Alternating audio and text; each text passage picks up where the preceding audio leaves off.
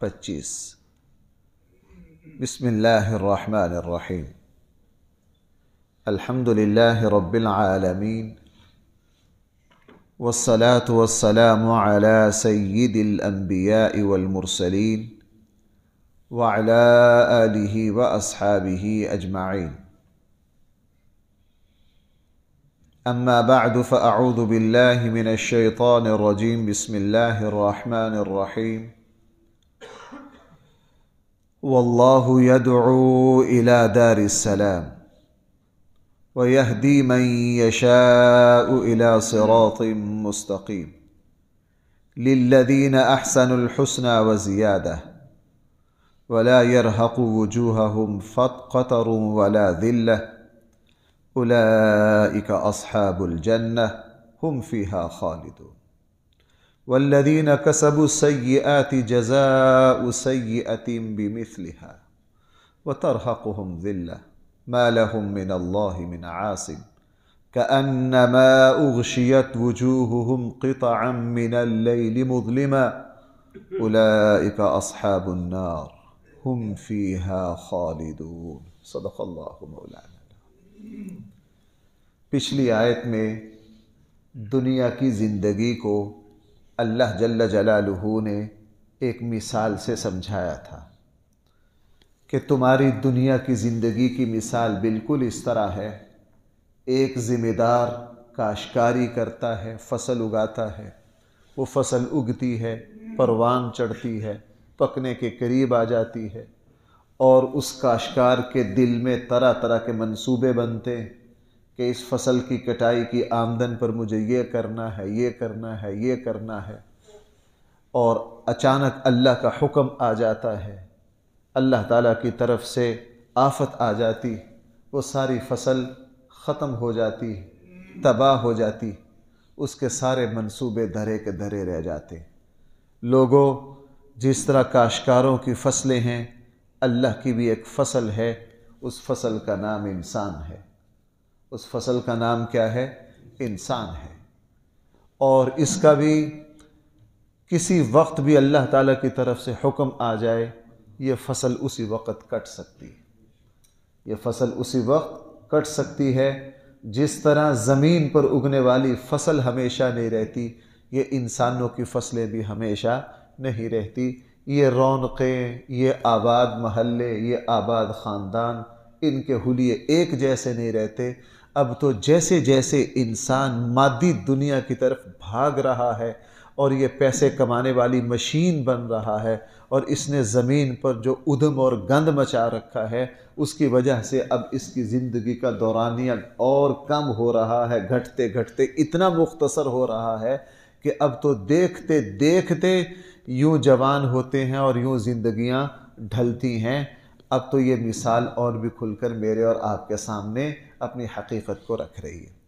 उसके बाद अल्लाह जल्ल जलालुहू ने फरमाया, वल्लाहु यदअू इला दारिस सलाम। अल्लाह ताला तुम्हें दारुस्सलाम की दावत दे रहे हैं। दारुस्सलाम क्या है? ये जन्नत का नाम है। भाई किसका नाम है? 8वें पारे में भी कुरान ने खुद कह दिया कि दारुस्सलाम, सलामती वाला घर।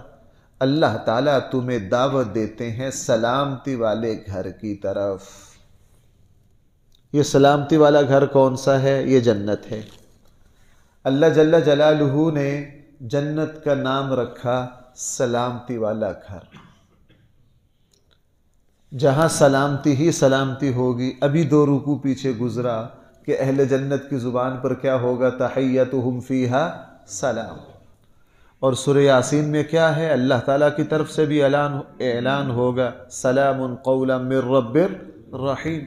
उस अल्लाह ताला की तरफ से सलामती की बात और सलामती का ऐलान हो रहा होगा। और मैंने वहाँ भी बात अर्ज़ की थी, यहाँ भी अर्ज़ करता हूँ, इसको भाई ज़रा ये एहसासात है, महसूस कीजिए इसको। ये जो दुनिया है ये दारुल फ़ना है, दारुल ज़वाल है। जन्नत इसका बिल्कुल उल्ट है।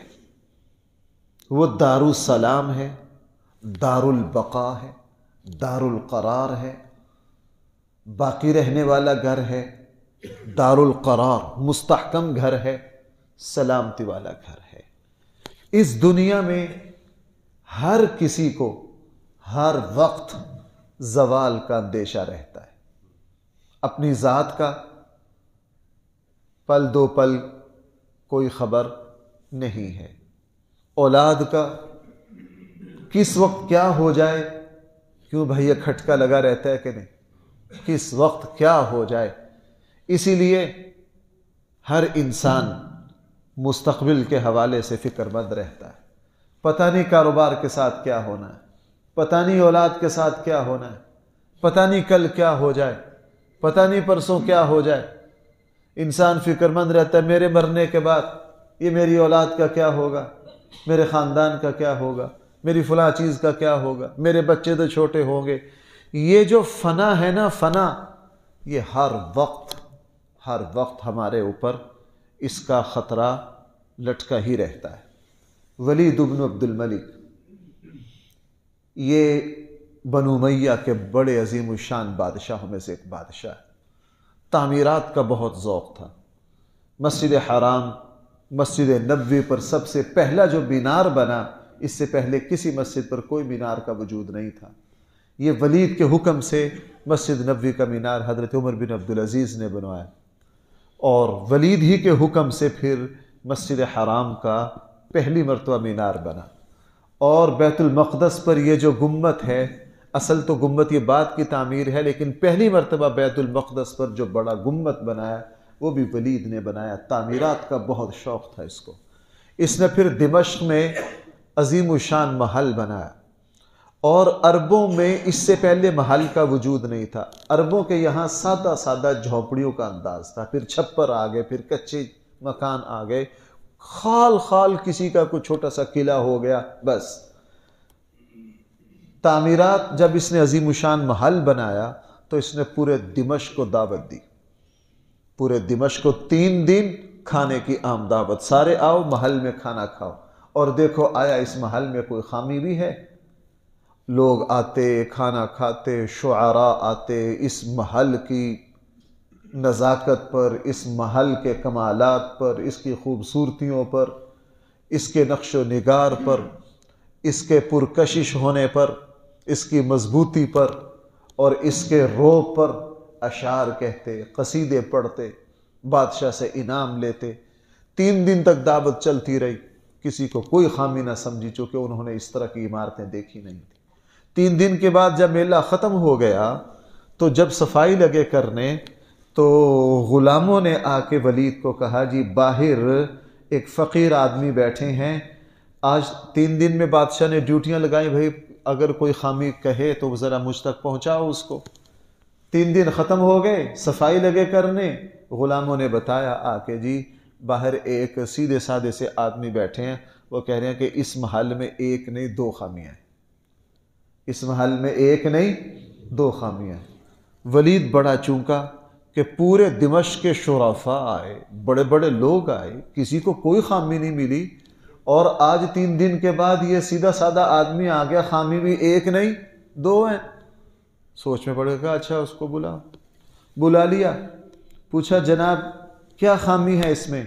آپ کہہ رہے ہیں 1 نہیں 2 ہیں۔ اس نے کہا جی باقی 2 ہیں، میں نے دیکھا، میں 3 دن سے دیکھ رہا ہوں 2 خامی ہیں۔ جی کیا خامی ہے؟ کہنے لگا پہلی خامی یہ ہے کہ یہ اتنا اعلیٰ بنایا ہے، اس کے اوپر زوال کی تلوار لٹک رہی ہے، یہ فنا ہو جائے گا، یہ ویران ہوگا۔ بادشاہوں کے محل ویران ہونے کے لیے ہوتے ہیں۔ آج بھی دیکھ لیجئے بادشاہوں کی چیزیں، دنیا میں آپ کو سچی بات عرض کروں، دنیا میں بادشاہوں کے مزار اور محلات جتنے وحشت کدے بنے، جتنے وحشت کدے بنے، اور جتنے خوفناکی اور تنہائی کا مرکز بنے، شاید اس زمین پر ایسی اور کوئی بدترین مثال نہ ہو۔ کہا جی یہ تو بالکل فنا ہونے والا ہے۔ ولید نے کہا سچ کہہ رہے ہو، بالکل سچ کہہ رہے ہو۔ دوسری کیا؟ کہنے کہ دوسری اس سے بھی بڑی ہے۔ وہ کیا؟ کہنے کہ اس محل کی تو کوئی گارنٹی ہے، کوئی 50 60 70 سال نکال جائے، جس نے یہ بنایا ہے نا، جس نے یہ بنوایا ہے، اس کی تو 1 لمحہ کی گارنٹی نہیں۔ ولید کو کیا کہا؟ تمہاری تو اتنی بھی گارنٹی نہیں ہے، تمہارا تو پتہ ہی نہیں تم کب ختم ہو جاؤ۔ بس ولید کو یہ بات کا بڑا دھچکا لگا۔ ولید نے اسی وقت کپڑے جھاڑے اور اسی فقیر کے ساتھ اٹھ کر محل سے باہر آ گیا، اور کہا کہ اس کو دین کے طالب علموں کے لیے وقف کر دو، واقعتاً یہ محل ہمارے رہنے کی جگہ نہیں ہے، اس نے بھی فنا ہونا ہے، ہمارے تو فنا ہونے کا کوئی۔ تو بھائی یہ ہے دنیا، یہ ہے دنیا۔ اس کے مقابلے میں قرآن کریم، اگر میں وہ ساری آیتیں پڑھوں نا، قرآن یہاں کہہ رہا دار السلام، اور ایک جگہ کہہ رہا ہے دار القرار، یا قوم انما هذه الحیات الدنیا متاع وان الآخرۃ ہی دار القرار۔ لوگوں، قرار کی جگہ وہ صرف اور صرف آخرت اور جنت ہے۔ اس لیے فرمایا واللہ یدعو، اللہ دعوت دے رہے ہیں۔ بھائی داعی کون ہے؟ ہمارے یہاں پروگرام ہوتے ہیں، لکھ دیا جاتا ہے دعوت دینے والے کون ہیں؟ من جانب فلاں، اور یہاں من جانب کون ہے؟ اللہ۔ واللہ یدعو، اللہ دعوت دے رہے ہیں سلامتی کے گھر کی طرف، ویہدی من یشاء، اور اللہ جل جلالہ اپنے اس گھر کی طرف رہنمائی کرتے ہیں اسی کی جس کی چاہتے ہیں، جس پر اس کا فضل ہوتا ہے۔ دعوت سب کو ہے، لیکن داخلہ انہی کو ملے گا جن پر کیا ہوگا؟ اللہ کا فضل ہوگا۔ اللہ کا فضل کن پر ہوگا؟ جو اللہ کے فضل کو حاصل کرنے کی کوشش کریں گے۔ اذان فجر کی صبر پورے شہر میں ہوئی ہے، اور اتنی زیادہ ہوئی ہے، بھائی کبھی چھت پر چڑھ کر نا فجر کی اذان میں ذرا شہر میں گونج دیکھیے، کوئی چپا شہر کا ایسا نہیں جہاں اذان کی آواز نہ جاتی ہو۔ آپ ذرا اذانوں کی گونج دیکھیے کہ کیا سما ہوتا ہے اذان کا۔ لیکن آپ دیکھ لیجئے 10% لوگ نماز کے لیے آتے ہیں، 5% آتے ہیں، بڑی مشکل سے 1-2% ہوں گے، بڑی مشکل سے 1-2% ہوں گے۔ اب اللہ تعالیٰ کی طرف سے دعوت تو عام ہوئی، حی علی الصلاۃ، حی علی الفلاح، دعوت تو عام ہوئی، لیکن آئے کون؟ جن پر اللہ کا فضل ہوا۔ اللہ کا فضل کن پر ہوا؟ جنہوں نے اللہ کے فضل کو پانے کی کوشش کی۔ میں یہ تینوں باتیں جوڑ کر کہہ رہا ہوں، یہ تینوں باتیں مد نظر نہ رکھیں تو لوگوں کو اشکالات پیش آتے ہیں۔ بھئی اگر ہمارے مقدر میں ہوتی ہم پڑھ لیتے، اگر اللہ ہمیں توفیق دیتے ہم پڑھ لیتے۔ توفیق، ہم نے جتنا توفیق کا لفظ استعمال کر کے چور دروازہ نکالا ہے شاید کسی نہ نکالا ہو۔ یار اللہ توفیق دے گا پڑھ لے گا، توفیق کہتے کس کو؟ میں اتنی تعریف کرتا ہوں توفیق کی۔ اب آپ حضرات کو یاد ہوگی بھائی توفیق کی تعریف کیا ہے؟ مطلوبہ اسباب مل جانا، توفیق کی تعریف کو یاد رکھیے۔ بھائی توفیق کسے کہتے ہیں؟ جو کام آپ کرنا چاہتے ہیں اس کے اسباب آپ کو مل جائیں، تو اس کو کیا کہتے ہیں؟ اہل علم کے یہاں علم کلام میں بڑی بحث ہوتی ہے، توفیق کہتے کس کو ہے؟ بڑی تعریفیں کی ہیں اہل علم نے۔ سب سے اعلیٰ تعریف یہ ہے کہ مطلوبہ اسباب کا مل جانا، یہ توفیق ہے۔ اب کسی مالدار کو کہہ دو حج کرو اللہ توفیق دے گا تو کر لیں گے، توفیق کا معنی اللہ جبریل کو بھیجے گا، وہ پاسپورٹ تمہارے دروازے پر دے کر جائیں گے، آؤ جی حضرت جی آپ کو، جس طرح حضور کو علیہ الصلوۃ والسلام کو پروں پر بٹھا کے معراج پہ لے گئے تھے، تمہیں بھی حج کروا کے لائے۔ توفیق کا معنی یہ ہے، توفیق کا معنی یہ ہے کہ آپ حج کرنا چاہتے ہیں، اللہ نے اس کے اسباب آپ کو دے دیے ہیں، اسباب کا دے دینا ہی کیا ہے؟ توفیق ہے۔ آپ نماز پڑھنا چاہتے ہیں فجر کی، اللہ جل جلالہ نے راستے پر امن ہے، مسجد موجود ہے، اذان ہے، جیب میں موبائل ہے، الارم لگاؤ، نماز سے آدھا گھنٹہ پہلے الارم بولے گا، یہ اللہ تعالیٰ کی طرف سے کیا مکمل ہو گئی؟ توفیق مکمل ہو گئی۔ اس لیے فرمایا وَيَهْدِي، رہنمائی کریں گے، مَن یشاء، اس کی جس کے چاہیں گے سیدھے راستے کی طرف۔ کس کی چاہیں گے؟ جو اللہ جل جلالہ کے فضل کی کوشش کرے گا۔ لِلَّذِينَ أَحْسَنُوا الْحُسْنَى وَزِيَادَةٌ، ان لوگوں کے لیے احسن الحسنہ، جو اچھائی کرتے ہیں ان کے لیے اچھا بدلہ ہے اور مزید اضافہ ہے۔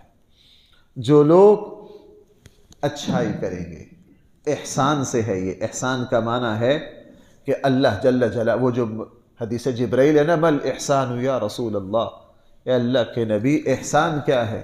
حضور نے کیا فرمایا تھا؟ تو اللہ کی عبادت اس طرح کر جس طرح تو کس کو دیکھ رہا ہے۔ یہ اخلاص کی بہت اونچی سطح ہے کہ بندہ اللہ کی عبادت اس طرح کرے کہ یوں لگے جیسے واقعتاً میں اللہ سے ہم کلام ہوں، میں اللہ کو دیکھ رہا ہوں۔ ہم نماز میں بھائی کیا کہتے ہیں؟ سمع اللہ لمن حمیدہ، جس نے اس کی تعریف کی اللہ نے اس کی سن لی۔ ہم نے نماز میں جو کچھ پڑھا ہے بھائیو ذرا توجہ کرنا، ایک بال کے برابر بھی کہیں شک ہے کہ اللہ نے میری نماز میں کہنے والی باتوں کو سنا نہیں؟ کیوں بھائی؟ سوال ہی پیدا نہیں ہوتا۔ اگر سمع اللہ لمن حمدہ کے جملے کو ہم نماز میں یاد، اس کا استحضار کر لیں تو سوال ہی پیدا نہیں ہوتا، نماز میں توجہ ادھر ادھر چلی جائے۔ سمع اللہ لمن حمدہ، اللہ جو اللہ کی حمد کر رہا اللہ اس کی سن رہے ہیں۔ بھائی جس کو پتا ہو میری، اب میں آپ کے سامنے درس دے رہا ہوں، اگر مجھے پتا ہو میرے فلاں استاد میرا درس سن رہے ہیں تو میری توجہ ادھر ادھر جائے گی۔ اگر مجھے پتا چل جائے کہ وزیر اعلیٰ، وزیر اعظم یا کوئی بڑا آدمی سن رہا ہے تو میری توجہ ادھر ادھر جائے گی۔ تو سب سے بڑے کون ہیں؟ تو جس وقت توجہ یہ ہے، اس لیے میں کیا بات عرض کرتا ہوں، دیکھو بھائیو، کوئی مسلمان ایسا نہ ہو جس کو نماز، مکمل نماز کا ترجمہ نہ آتا ہو۔ نہیں آتا تو ہم سیکھ لیں، نہیں آتا تو ہم کیا کر لیں، ہمیں پتا ہو ہم کیا کہہ رہے ہیں، ہمیں پتا ہو۔ میں آپ کو کیا بتاؤں، مجھے زندگی میں ان باتوں نے اتنا فائدہ دیا ہے، مجھے جو بات مجھے فائدہ دیتی ہے میں اس کو بار بار بیان کرتا ہوں تاکہ آپ بھی اس سے فائدہ اٹھائیں۔ ہمارے نماز میں ہم جو کچھ کہہ رہے ہیں مسلمان اس کو سمجھے، مسلمان اس کو سمجھے۔ اب جب ہم نماز پڑھ رہے ہیں، اگر ہم امام ہر اس میں کیا کہہ رہا ہے، سمع اللہ لمن حمیدہ، کبھی توجہ نہیں جاتی کہ جی امام صاحب کیا کہہ رہے ہیں۔ امام کہہ رہا ہے جو کچھ تم کہہ رہے ہو اللہ اس کو سن رہا ہے۔ تو جب اللہ اس کو سن رہا ہے، میرا کوئی استاد اور بڑا سن رہا ہو، پھر میں سنبھل کر بولتا ہوں، توجہ سے بولتا ہوں، اور یہ سوچ کر بولتا ہوں کہ میری زبان سے کیا نکل رہا ہے، تو بھائی سن کون رہا ہے؟ اللہ رہا ہے، تو توجہ ادھر ادھر کیسے جا سکتی؟ اس لیے فرمایا للذین احسنوا، یہ میں نے احسن کی تشریح کی تھی کہ احسان یہ ہے کہ تو اللہ کی عبادت اس طرح کرے جیسے تو کس کو دیکھ رہا ہے؟ اللہ کو۔ یہ پہلا اگر تجھے یہ حاصل نہ ہو، یہ تو حاصل کر ہی لے کہ اللہ تجھے دیکھ رہا ہے۔ یہاں فرمایا للذین، ان لوگوں کے لیے، احسنوا، جو اچھا کریں گے، الحسنى، اچھا بدلہ ہے، وزیادہ، اور زیادتی بھی ہے، اور مزید اضافہ بھی ہے۔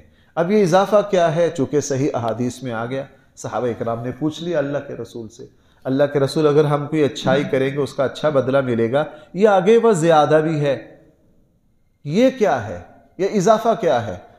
تو رسول اللہ صلی اللہ علیہ وسلم نے فرمایا زیادہ اضافے سے مراد یہ ہے کہ تمہیں جنت میں جا کے تمہاری ساری نیکیوں کا بدلہ ملے گا، اور اللہ تعالیٰ انصاف سے تمہارے کھاتے کلیئر کر دیں گے، اور مزید اللہ جل جلالہ تمہیں اپنا دیدار کروائیں گے۔ فرمایا زیادہ سے مراد کیا ہے؟ اللہ کا دیدار، اللہ جل جلالہ۔ اور حدیث میں ہے اللہ کا دیدار اور اللہ کی زیارت جنت کی ساری نعمتوں سے بڑھ کر نعمت ہے۔ اس لیے یہاں اضافے کا ذکر ہے، للذین، ان لوگوں کے لیے، احسنوا، جنہوں نے اچھائی کی، الحسنى، اچھا بدلہ ہے، وزیادۃ، اور مزید اضافہ بھی ہے، ولا يرهق وجوہہم قطر ولا ذلہ، اور نہیں چھوئے گی ان کے چہروں کو ذلت و رسوائی۔ انسان جب خوش ہوتا ہے، دیکھنا بھائی ذرا، انسان جب خوش ہوتا ہے سب سے پہلے، سب سے زیادہ خوشی کے اثرات چہرے پر آتے ہیں۔ کیوں جی؟ ایسے ہی ہے، جب خوش ہوتا ہے سب سے زیادہ، نمبر 2، سب سے پہلے خوشی کے اثرات کس پر آتے ہیں؟ چہرے پر آتے ہیں۔ یہ LCD ہے پورے جسم کا، اللہ نے، اس لیے چہرہ اللہ کے شاہکاروں میں سے ایک شاہ، اس کے اندر کیا چل رہا ہے وہ کس پر آئے گا؟ چہرے پر آئے گا۔ اور اگر اس کو کوئی پریشانی ہو، کوئی ذلت اور رسوائی کا معاملہ ہو، سب سے پہلے اور سب سے جلدی بھائی وہ کیفیت بھی کس پر آتی ہے؟ چہرے پر آتی ہے۔ اچھی بری کیفیت جو آئے گی انسان چھپا نہیں سکتا، انسان جتنا چاہے چھپائے، نہ اپنی خوشی کو چھپا سکتا ہے نہ اپنی پریشانی کو۔ یہ چہرہ ایک اللہ جل جلالہ نے ایسا کمال اور شاہکار پیدا کیا۔ یہاں فرمایا کہ یہ جو اللہ کے بندے ہیں جب جنت میں جائیں گے ان کے چہروں پر کسی طرح کی پریشانی اور رسوائی اور ذلت اللہ آنے نہیں دیں گے، ان کے چہرے 14ویں کے چاند کی طرح کھل رہے ہوں۔ ان کے چہرے 14ویں کے چاند کی طرح، اس لیے فرمایا وَلَا يَرْحَقُ وُجُوهَهُمْ قَطَرٌ، اور نہیں چھوئے گا ان کی چہروں کو کوئی ذلت اور کوئی رسوائی۔ کیوں؟ اولئک اصحاب الجنہ، یہ کون لوگ ہیں؟ یہ تو جنتی لوگ ہیں۔ ہم فیہا خالدون، اور یہ جنتوں میں ہمیشہ ہمیشہ رہیں گے۔ پھر وہی بات آگی لا دار السلام والی کہ یہ ہمیشہ ہمیشہ ملے گا۔ اب تصویر کا دوسرا رخ لے لیجئے، والذین کسبوا السیئات، وہ لوگ جنہوں نے برے اعمال کیے، جزاء سیئۃ بمثلھا، ان کو برائی کا بدلہ اتنا ہی ملے گا جتنا برائی کی ہے۔ اب ذرا اس آیت کو سمجھنے سے پہلے بھائی ذرا ایک بات سمجھیے، جب اچھائی کا ذکر آیا تھا الفاظ پر غور کیجئے، وہاں تھا احسن الحسنی وزیادہ، ایسے ہی تھا ہم اچھائی کا بدلہ پورا پورا دیں گے اور مزید۔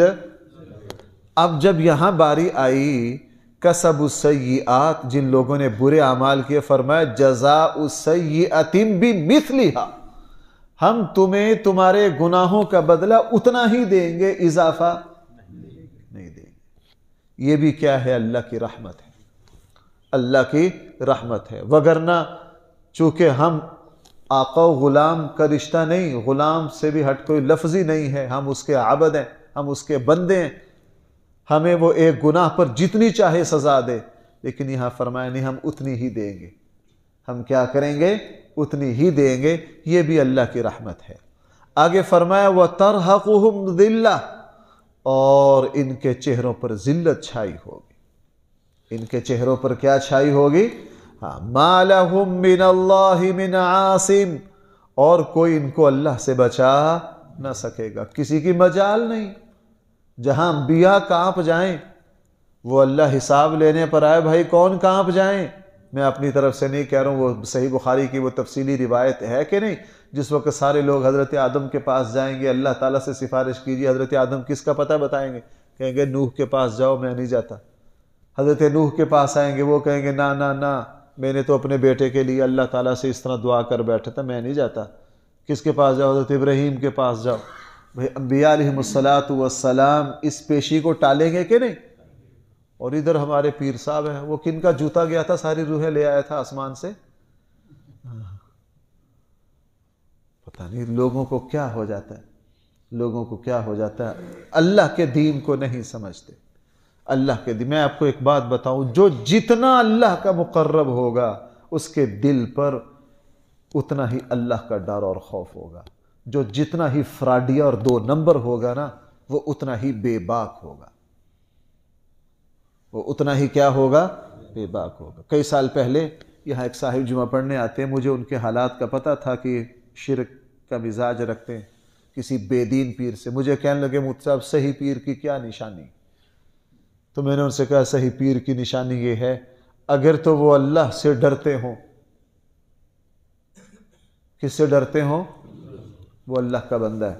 اگر وہ تمہیں لوریاں اور تھپکیاں دیتا ہو نا کہ جنت کی ٹکٹیں میں جیب میں لیے پھرتا ہوں کتنی چاہیے، وہ فراڈیا، وہ 2 نمبر ہے۔ وہ کیا ہے؟